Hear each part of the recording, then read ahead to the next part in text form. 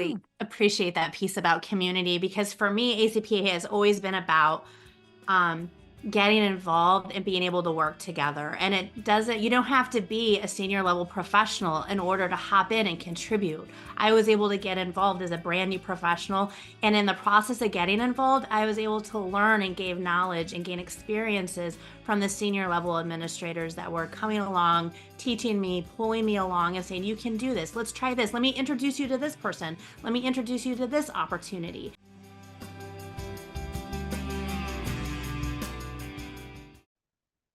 Hello, and welcome to Student Affairs Now. I'm your co-host, Keith Edwards. I'm also joined today by my co-host, Gudrun Nyant, who you will hear from in a little bit. Today, we're discussing professional involvement, engagement, and ongoing learning as part of this 13-episode series for ACPA's 100th anniversary and a partnership between ACPA and Student Affairs Now. I'm joined by some ACPA leaders who have been engaged in a variety of different ways to help us see multiple paths toward learning, growth, and professional development. I'm so looking forward to this conversation. Student Affairs Now is the premier podcast and online learning community for thousands of us who work in, alongside, or adjacent to the field of higher education and student affairs. We release new episodes every week on Wednesdays. Find details about this episode or browse our archives at studentaffairsnow.com. Today's episode is sponsored by ACPA, an independent 501c3 nonprofit association, which is sponsoring this special 13-episode series with Student Affairs Now to celebrate its 100th anniversary, boldly transforming higher education. As I mentioned, I'm your co-host, Keith Edwards. My pronouns are he, him, his. I'm a speaker, author, and coach. I help leaders and organizations make transformative change for leadership, learning, and equity. You can find out more about me at keithedwards.com.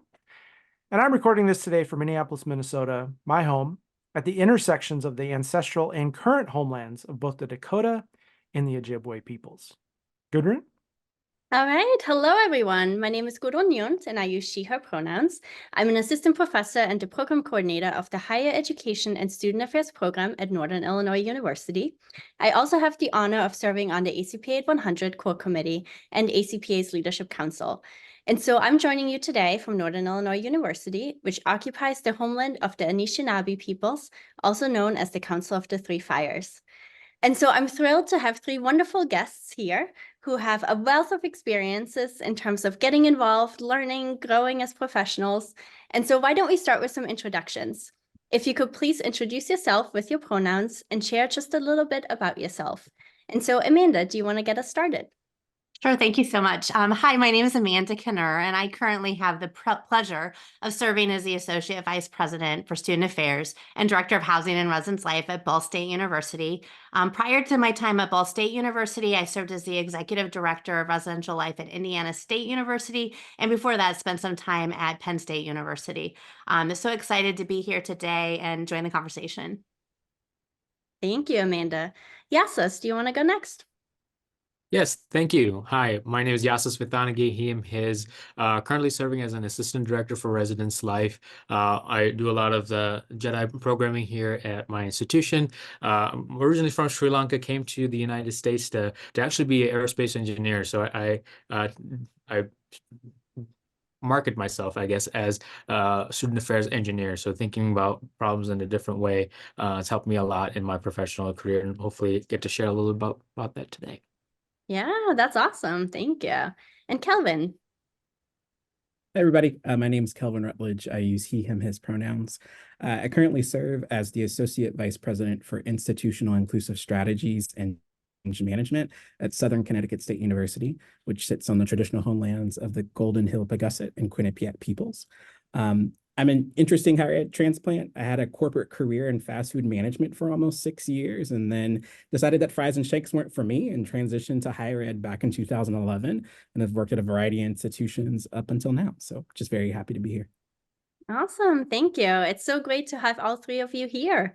And so all of you are engaged with ACPA, right, in lots of different ways. And so for our first question, can you tell us a little bit about some of the ways you've engaged with ACPA to further your own professional growth? And Kelvin, why don't you get us started for this question? Cool. So I'll talk about, I guess, 4 big buckets of my ACPA journey, definitely.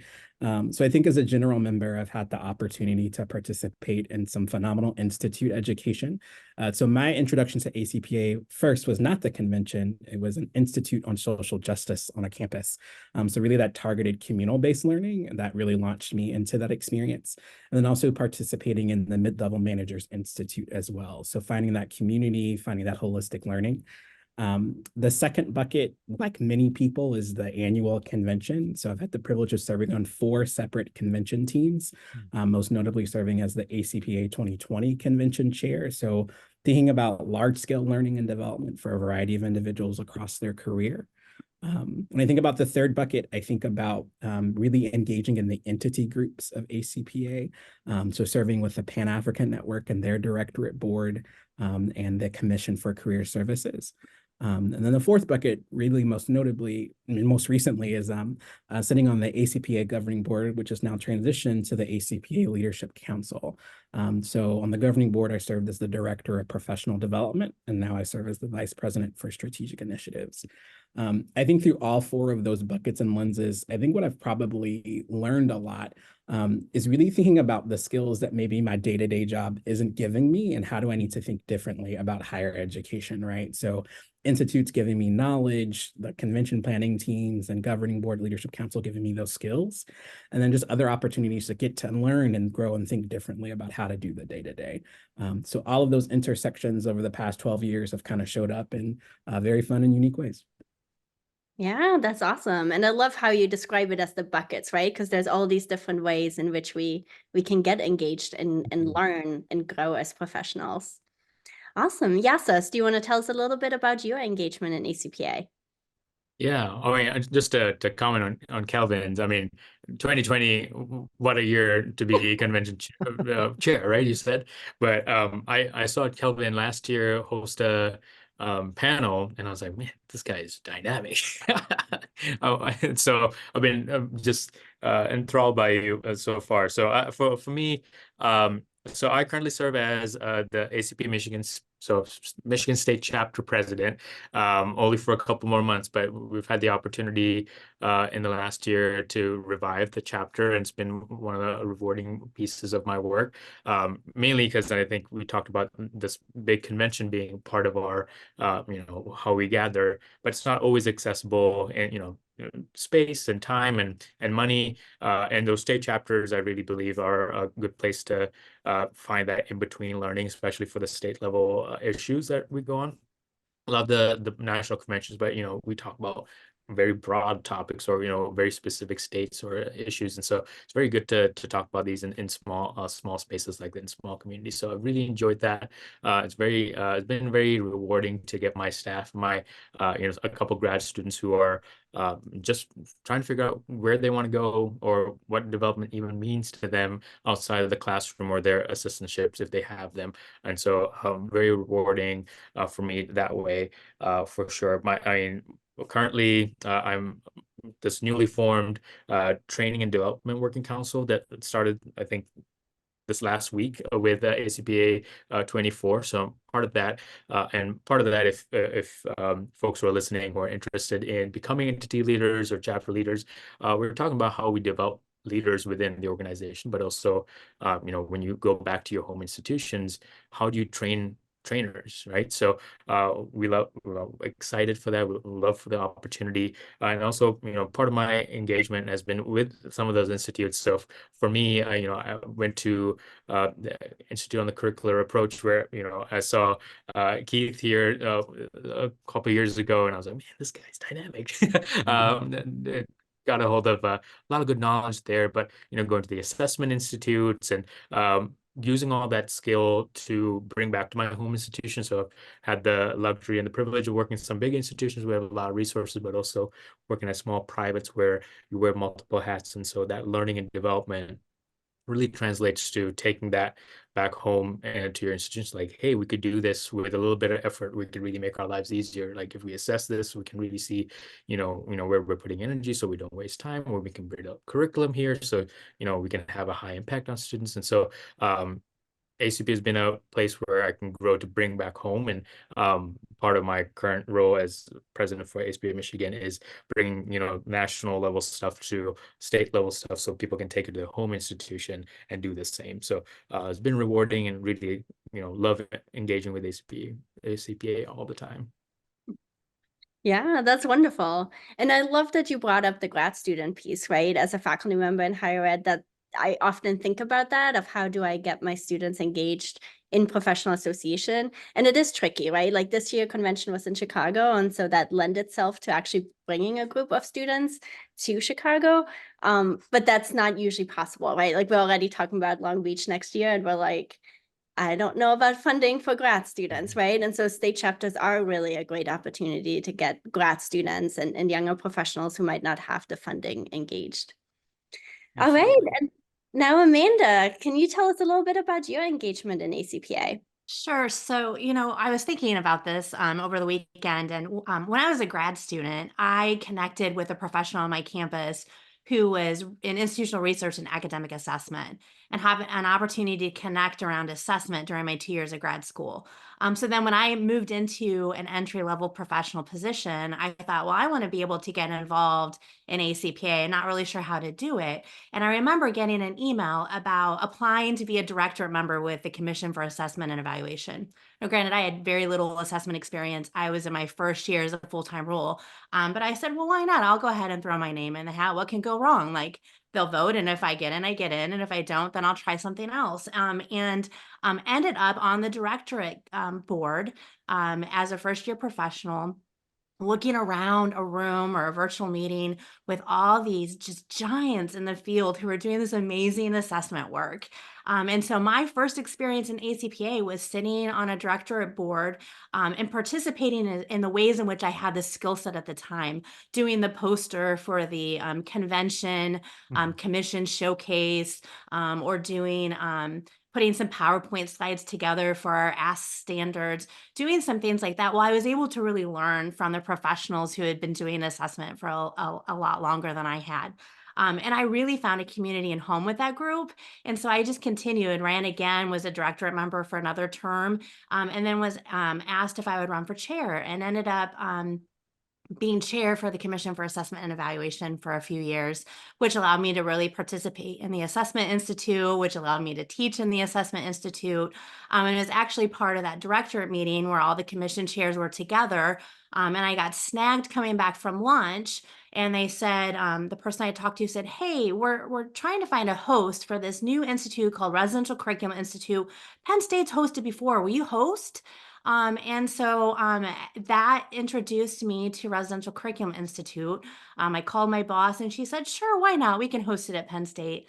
And so I was thrown into this group of people planning this institute. I didn't know any of them. I didn't really know what residential curriculum was at the time, and showed up at McAllister having not really met the planning team, had a great experience, hosted on our campus for a number of years, and it propelled me into more than 10 years now working on the Institute on Curricular Approach as a faculty member, being able to chair that institute on a couple of different occasions, and really find a community, a home, and a learning organization in ACPA.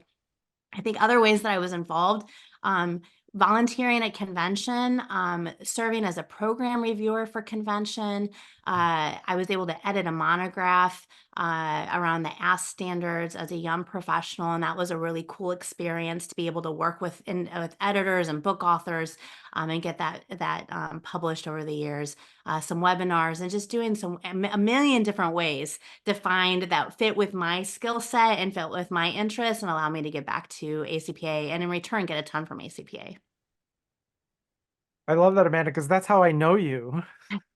And I know most of that journey, but remembering you being on the Commission for Assessment when Gavin Henning was the chair, and connecting in so many different ways. But as I'm hearing you all, I'm remembering my own journey being at convention teams and doing the Institute and being a commission chair and starting the Commission for Social Justice Educators. And I think some of the question I'm going to invite you each to is, what have been some of your most powerful learning experiences beyond formal learning experiences? So beyond grad programs, beyond classroom, beyond degrees, what have been some of the powerful learning experiences? And I think many of the things you all have pointed to the thing I want to add is just the relationships, the people who you meet because you're stuck on a project with, and then you get to know, and then you see them again, and now you're having dinner, and now you're swapping pictures of kids, and then when you're in that town, you're meeting up with them, and just the conversations over dinner, over a cup of coffee, over tears, and the people you get to know, in those relationships. So in many ways, those experiences, those roles, I think are really incredible learning experiences, but then they're often an avenue to meet incredible people who then really foster the learning experiences. We were joking before we hit record that I saw Kelvin a whole bunch last week at ACPA. We never talked, but he was so busy talking with so many people and all of the relationships and connections that can be really powerful. So long segue to a question. Amanda, we're going to start with you, but when you think about some of your most powerful learning experiences beyond formal education and beyond grad programs and classrooms and degrees, which you've got a few, what have been some of your most powerful learning experiences that have really helped you grow? Yeah, well, I really appreciate what you just said, Keith. For me, it has been truly about the connections and the people. I think back to being that young professional on the Commission for Assessment and Evaluation, and you mentioned Gavin Henning was president. Getting an opportunity to interact with him, be mentored by him, to learn about the work that we're doing in the professional association was a huge learning opportunity for me. Being able to watch him lead very publicly, but also know him on a personal level, really showed me some of the skill sets, why it's important to connect, the importance of relationships, the importance of networking. And that was a huge piece for me. Over the years, as I've been involved with Institute on a Curricular Approach, it's truly been those connections with people that I've learned the most from. We'll have a planning team meeting, and we'll get on a topic that's a hot topic in higher ed and student affairs and have a totally separate conversation. And I walk away saying, wow, something from that conversation is going to make me a better professional today. It's going to make me a better professional tomorrow. Being able to call a colleague and say, hey, this is happening on our campus. What are you doing about that on your campus has been really, really huge. And I think about those moments in small groups, in large groups, in one-on-one conversations at institutes, at convention.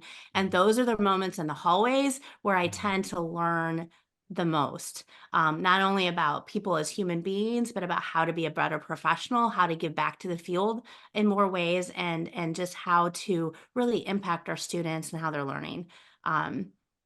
That's been a huge part of ACPA for me. Awesome. And Yasas, you're here because Heather Shea won't shut up about how great you are. So clearly you've made a connection there, and just keeps recommending you around this. But what have been some of your powerful learning experiences? Heather's embarrassing me, really. But I appreciate it. I appreciate that she sees good in me. So I'll try and live up to that standard for sure. But Beautiful. I mean, I want to jump off what you said about the people connecting and calling people and asking how things are done or what's happening in their spaces. My scope is very institutional and very rarely outside my institution. In some of these calls, like just asking, if you're within your institution, another department or division, how you're doing stuff. So and I think Keith, you mentioned this, having dinner, having a coffee. I mean, dinner's not always an option, but a coffee or just walking up to the office and be like, I have a question. This seems connected. I'm working with the student. I have a question about how this works. I just want to learn or ask. I'm just curious. So I've had a lot of good opportunities that way with our leadership office, or equity and belonging office, and financial aid office. Things that we think we learn in grad school, but really how people navigate these spaces for students are very different in different contexts. And so asking them how things work, but also how can I help you? What do you need help with? So gaining a lot of institutional connection. And so when you send a student somewhere, or you have a question or a thought, you connect it to a person. And especially with issues around our field, just getting to know other people and knowing what their interested, or what their life story is, so you can say, hey, like, I know this is important to you, something's happening around the world or the state, this is important to you, build that connection and care for those people, or send a student to someone who might have a shared identity. It is important, and those are the best learning moments I have outside of the classroom. So it's really allowed me to like build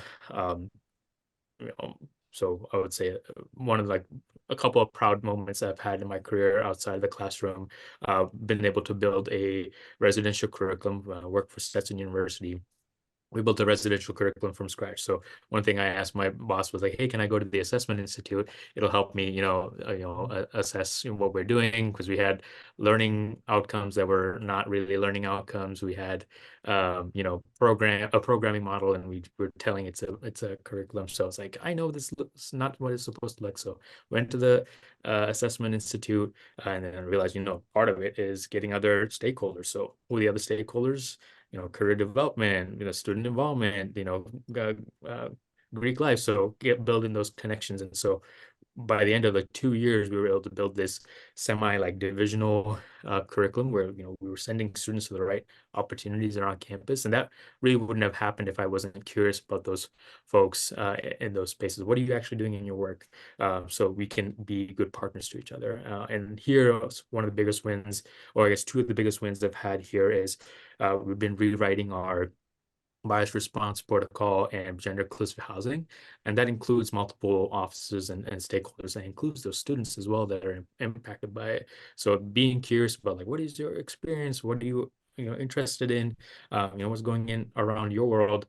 Because you can't care about everything all the time, because you would be exhausted. And my work, I do, justice work in our department. I'm exhausted all the time, but when people have a story to share and I know what to care about other people, it allows me to absorb that information and share those stories, with their permission, as a place for learning for everybody. So truly enjoy those spaces, and yeah, coffee for sure. Coffee for sure. I love how you're talking about all these things you've learned and then applying it on your campus. It's really useful. And I also love how you're talking about it was like a 2-year journey, that it's not yes or no. It was went, and then all of a sudden I got it, and now I know how to do it. And some of this learning takes time, and going from knowing to doing and implementing, I think is great. And also that word you used, curiosity, right? Really opens up the possibility for a lot of learning. Kelvin, how about you? What stands out to you when you think of some of your most powerful learning experiences? Yeah, all the things, right? Like, this is such a big question, and I think that's what's like makes this fun. I think I'm going to focus on 3 things. So one, I attended ACPA's Mid-Level Management Institute. And I think one of the most powerful experiences was really sitting with the question around what would management, supervision, and leadership look like when you center humanity, right? And inviting us to really contend with that. With power comes the ability to create harm. And if you're not intentional, right, how could we be a detriment to our own field? And really having to grapple that with like community of your peers and a small group facilitator, right? Of sitting with like, oh, like not only is it just the positional power, it's the human power, it's the relational power. And I think it was really one of the first invitations to really think of mid-level and even senior level positions in a different way, right? That if you choose to embark on this journey, what does it mean to really center the people in that process and in that journey too? I think the second opportunity I'll name, just convention is great, right? As someone who did 4 convention teams, I obviously love it. But I think I love and appreciate the convention team experience for 2 reasons. So one, I really valued my ability to really sit with cross-generational teams. So the people who can provide that historical legacy and the historical perspective, but then also be intention of what we could reimagine for the future, right? I think the beauty of serving as the 2020 convention chair was inviting a conversation that we could imagine something different. We could think differently about the conversations and the experiences we co-create and cultivate together. But then also in the same vein, like you get to really see what it feels like to do this really robust thing in real time, right? So I appreciate, Yasas, like you named like this piece of like dynamic engagement and pieces. 2020 was a year of all the things, right? But even in the year of all the things, experiencing a tornado in the middle of a convention and responding to it in real time just gives you a different level of what does it mean to show up to people and to do, right? So I just appreciate it, like those experiences of being collective and understanding. And I think the third thing, and this is where ACPA becomes really definitive for me, was the opportunity to really find my scholarly voice. So because of the relationships and introductions I had met with the Coalition for Disability, I was invited to contribute to a book chapter, really thinking about creative inclusivity while providing accommodations, right? And so finding this notion of the practice and the work that we do can be scholarly as well, and that we have a responsibility to also contribute to that narrative. And I just appreciated the invitation to say like, no, you can be a practitioner scholar, like you have things to offer. And just that invitation to be in relationship with the people who foundational research, like how we should show up, right, in our practice, right? That me being in the day-to-day is enough, and how we work together to produce the knowledge of the future. I think that was just really powerful and really foundational for me too. Yeah, I love that. And I love that, you're highlighting this research piece, right? And I think as a field, we often struggle with connecting research and practice, but really from all of your answers, I've heard this connection, right? That is happening from going and learning about kind of research-based thing with learning outcomes and how to assess them, right? And then applying it, or finding your voice as a scholar practitioner and actually engaging in some writing yourself, which I think is one of the really cool things, right? That we can do through professional association, where it busts some of those silos that we find otherwise, where it's like, oh, you're a faculty, you're a researcher, right? You're a practitioner, we do separate things. But in those professional associations, we get a chance to kind of come together and find that community.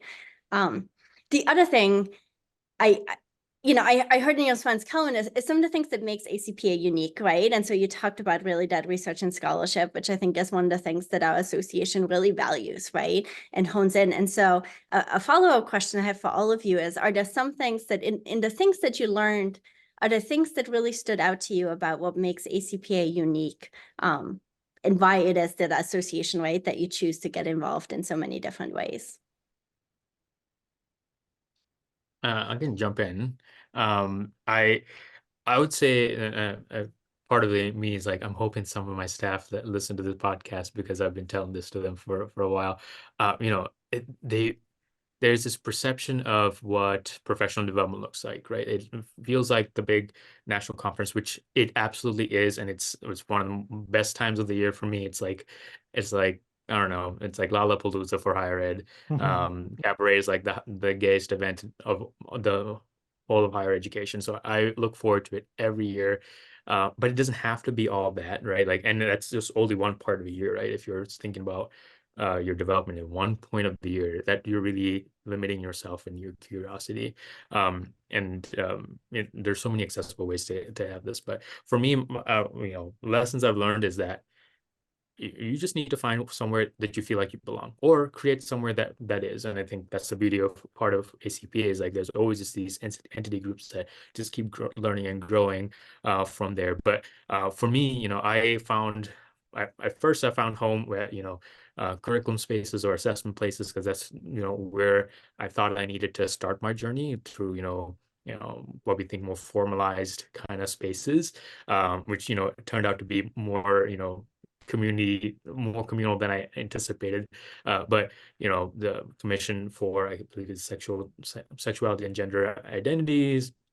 There's the Global Dimensions Commission or Coalition. Those are places where I feel like I belong. And for me, the lessons you get from there is like, I care about these people because it's about me. It's about who I am, and we often start from a place of how this connects to me. But when you're in those spaces with people, right? We talk about connection. Those people are interested in a million other things, right? So as you're in this small community, that community tells you, hey, we're important together, and for the community and the people we care about, here's a topic, here's a thing that we can learn. Here, go here, and there's also a lot of safety and stability of like, hey, I found my people. and there's someone in the room at a event or a session or a webinar that I feel is a little risky, or maybe even like pushing my boundaries, but I see a familiar face, or like someone that might be connected, or like just hearing I'm the president of ACP Michigan. Oh, I'm from Michigan. Like, there's someone I can talk to. I'm sure we've all been on the chats, on the webinars, like, go Bulls, or whatever, from the school or state that we're in, just to find community. That way we connect with each other. So for me, it's not about the formalized, like, yes, I'm getting my doctorate. I believe in education. I believe in, the formalized learning. And I think there's a misconception of it has to be formalized. It has to be a certain kind of way, right? And we're moving away from that. And we see how you can use that informal connection to be something great and beautiful, like Kelvin just talked about being in part of that book chapter. So yeah, my biggest lesson, and I'm repeating again, it doesn't have to be one way. It can just risk and take it all year and find your community so that you can find what matters to you. I really appreciate that piece about community, because for me, ACPA has always been about getting involved and being able to work together. And you don't have to be a senior level professional in order to hop in and contribute. I was able to get involved as a brand new professional. And in the process of getting involved, I was able to learn and gain knowledge and gain experiences from the senior level administrators that were coming along, teaching me, pulling me along and saying, you can do this. Let's try this. Let me introduce you to this person. Let me introduce you to this opportunity. And that has been the epitome of ACPA for me. It's really been about, there isn't hierarchy. It isn't about, you have to have all this expertise in order to contribute. It's really about looking around you, grabbing another professional and saying, let me help you in this particular space. We're going to show you this. We're going to give experience here so that you can learn and grow and develop. And then I can take those skills back to my campus and apply them. And it's not just skills around advising or counseling or crisis management. It's skills like leading a virtual team, or time management, or looking broadly across the national landscape and how that impacts the work I do on my campus. And I really appreciated those connections, that community, and that ability to contribute at all different levels of my career and my journey in meaningful ways. I mean, I'm connecting to this is that most of the learning that happens in those like formalized spaces is limited versus like those connections and the places and the learning happens outside that space. That's like super informal. And I love that. And I'm just thinking, you just made me like flashback to like a whole year, 5 years of like, oh yeah, I learned so much more outside this space than I did because I connected with someone after the fact. So thank you. It's good memories. Retweet all the things, right? Because even with this question, even the conversation, right, all the things that stand out to me are so relational, right? So I continue to think about the ways that ACPA definitely, because it becomes a space where I'm able just to think and name that thinking as part of the process of growth, right? Just being able to say like, that person and put down a word, I don't even know how to say that word, but I guess I need to go back and research it, right? Like, in being able just to invite that conversation, right? I'm just thinking about personally, 2018, your boy was not skilled at the term decolonization, right? Like, so let's just like, what's the article? What's the website? What's the podcast, right? To help me just kind of understand and be in relationship with the terms, the names, the knowledge that's come into a space. I even think about switching to decolonization. I thought about the strategic imperative, right? And what does it mean to really look like, if we practice a pedagogy of love, what does it mean to call in with love when you make the mistakes or when you create the ouch points? Because I think if we are honest with ourselves, part of an association experience is that sometimes you will make mistakes. And being able to own those and be in relationships and call in with an intention of not only education, but I'm calling in because I see you and I appreciate you. And I appreciate that framework of being able to say, like, we are educators who make mistakes. And that just because I have a PhD after my name doesn't mean I'm always going to get it right. And so I'm so grateful for that. And personally, I also use ACPA to affirm that I'm not crazy. Like, there's just a lot going on these campuses. a lot of people are doing a lot, right? And so it just goes to the space. I'm like, are y'all seeing what I'm seeing? Like, is this a microcosm? Is this like reaffirmed? So just a place of like, I can breathe, I can laugh with like grace and humility and say like, okay, you got it. Like, just bring it back, release, and you'll get to it.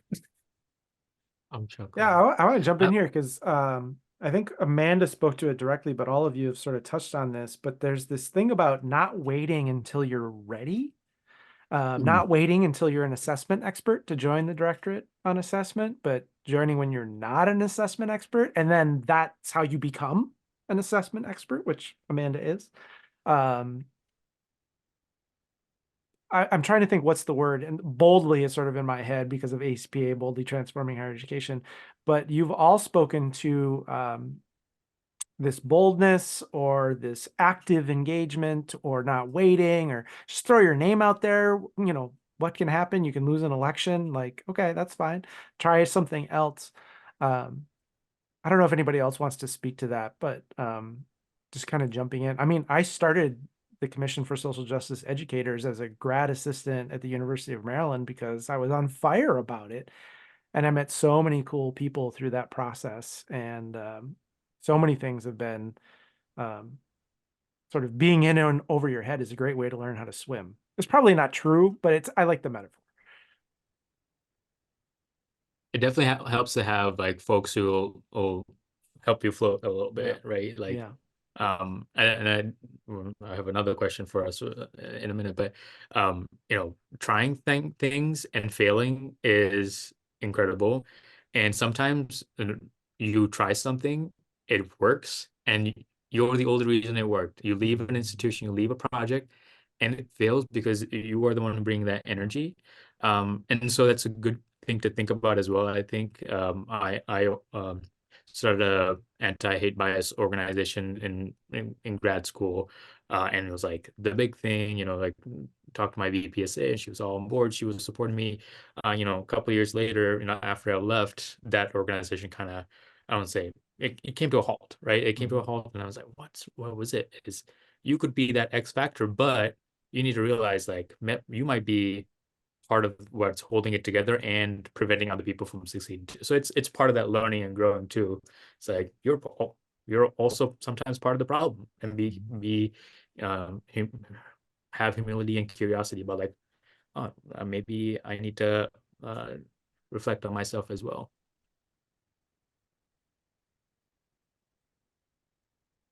Yeah, I love the piece that I hear from all of you around, right?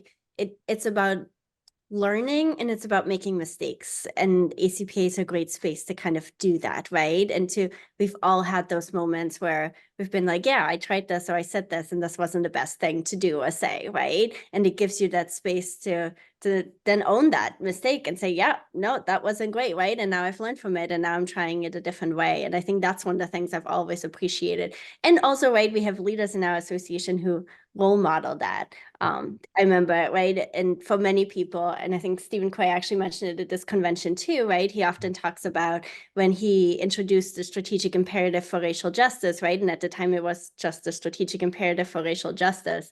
And then there was that pushback from our Indigenous members that said, well, you know, we don't feel seen and included in the strategic imperative, and how that was a moment for him to say, you know, here I am, an expert, right, on race and race relations and racism, and I had that blind spot, right? And I remember for me as a young professional, that was so powerful to see someone that I've looked up to and that I admire say, oh, I made this mistake, right? And the way that he owned that mistake and learned from it and pushed all of us to learn through it was really powerful to me. And I think that's one of the pieces, right, that stands out that I'm also hearing from all of you is there's these spaces to like make mistakes, and it's role modeled that it's okay to make those mistakes. And then what matters, right, is what we learn from them.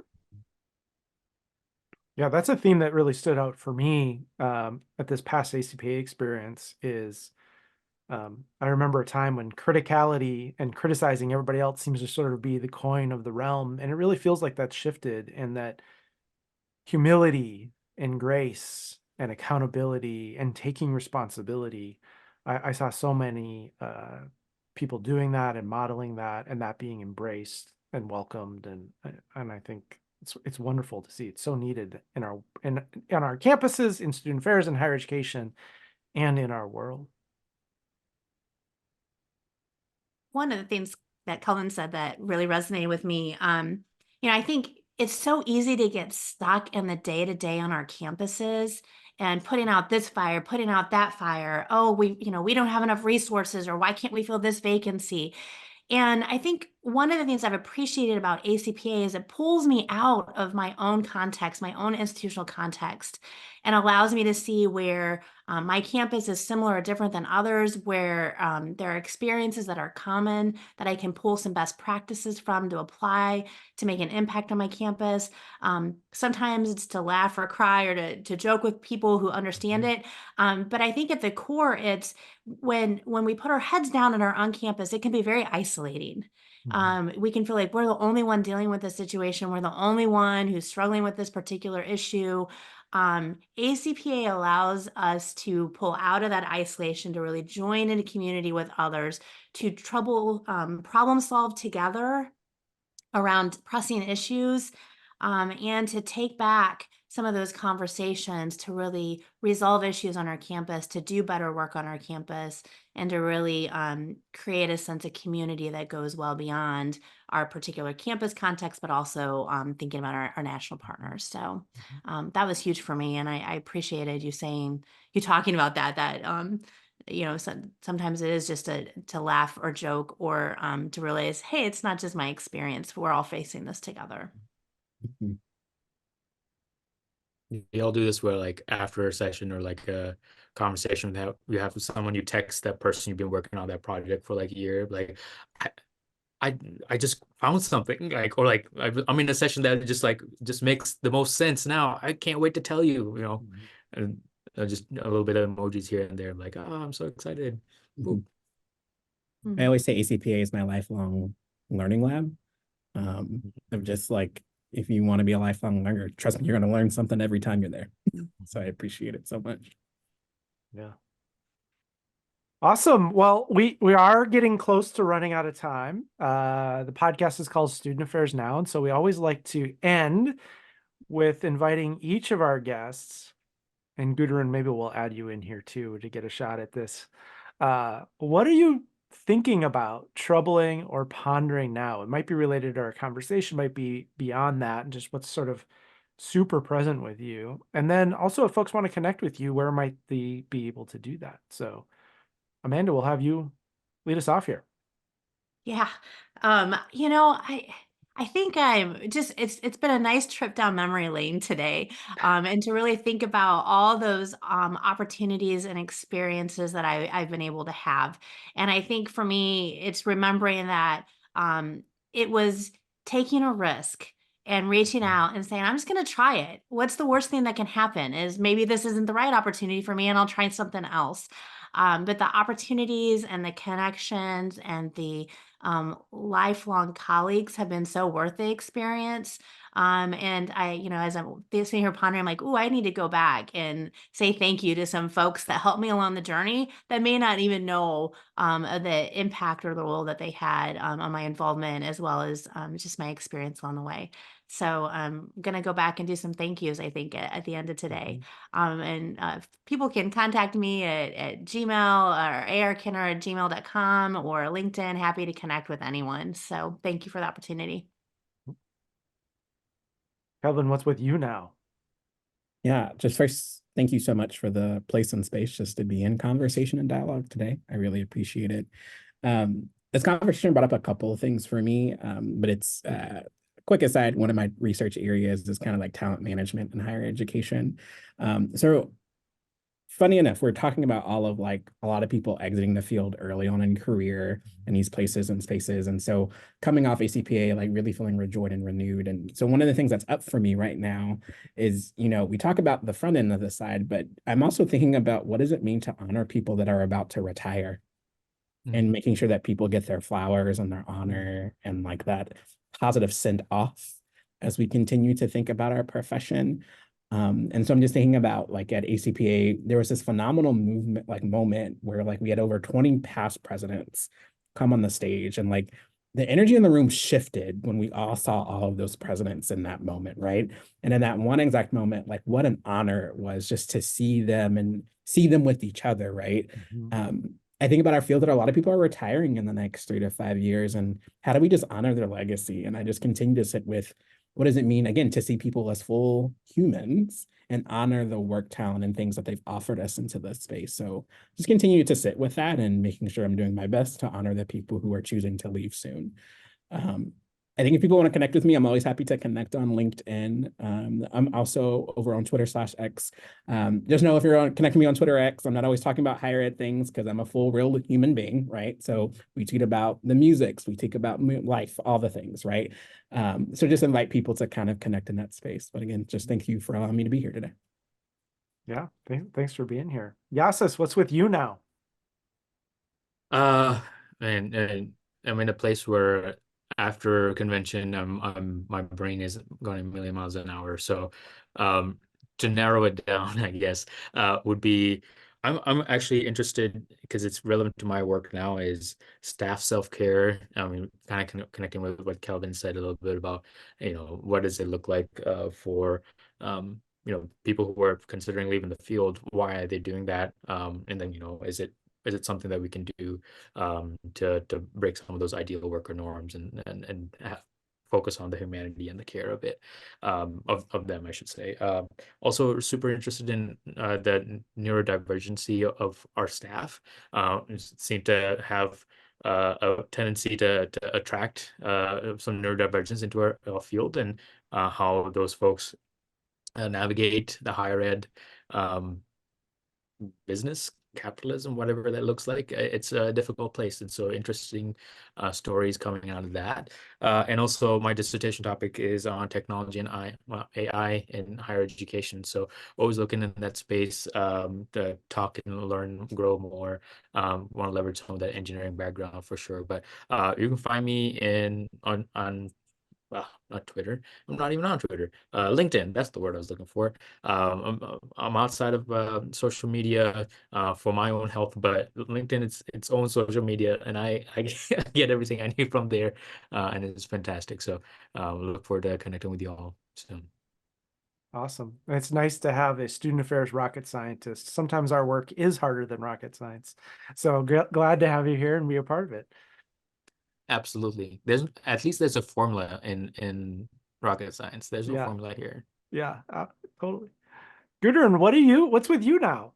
Yeah, good question. I feel like these conversations, right? This was just so inspiring and motivating to hear all of you talk about like how you got engaged with professional development and the variety of things you've done. And a lot of it resonated with me too, right?